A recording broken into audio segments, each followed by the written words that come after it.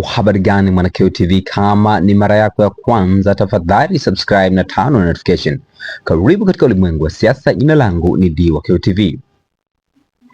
Mwanasiasa mkongwe kutoka nchini Tanzania si mwingine ni Anna Tibaijuka.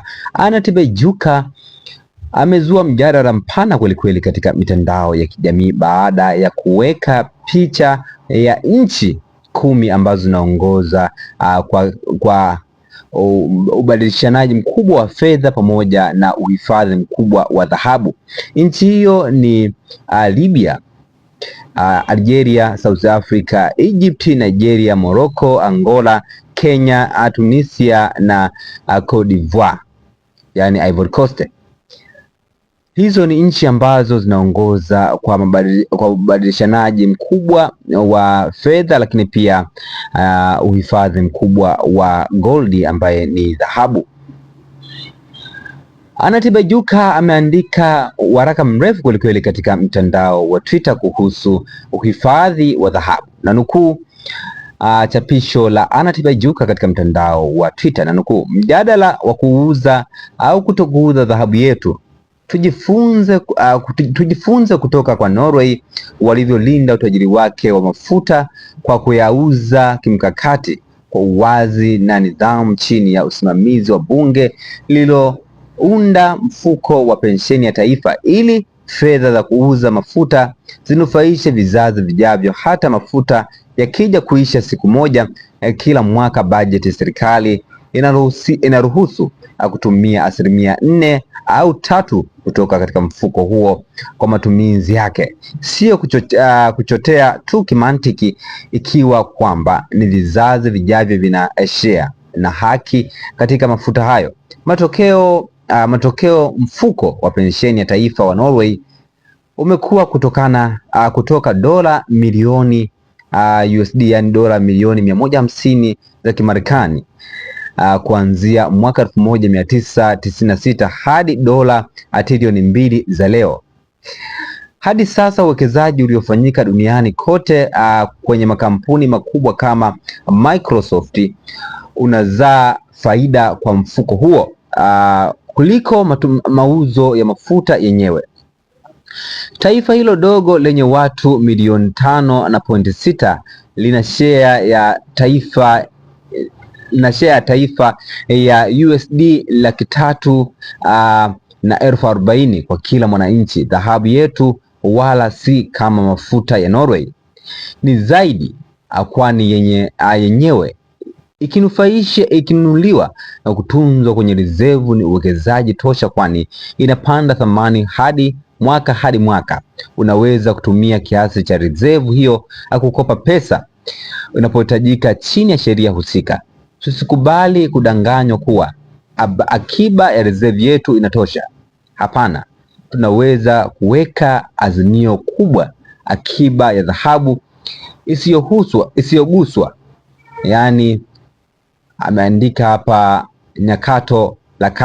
nyakato la Kolwa iwe ni 25% ya dhahabu inayochimbwa kila mwaka. Ni mfano wa kufanyiwa kazi na wataalamu.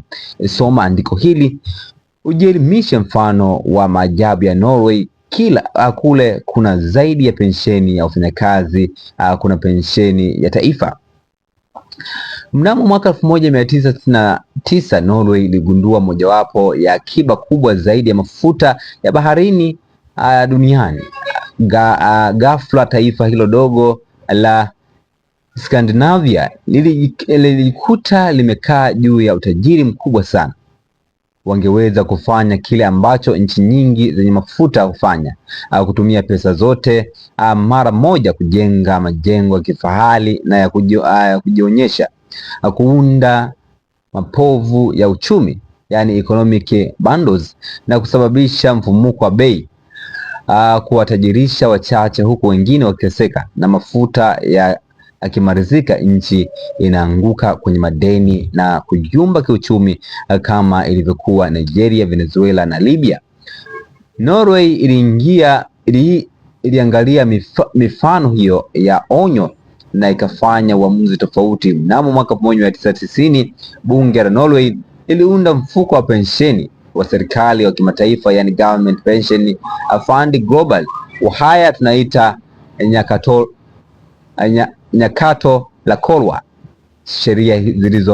sheria zilizokuwa rahisi lakini za mapinduzi.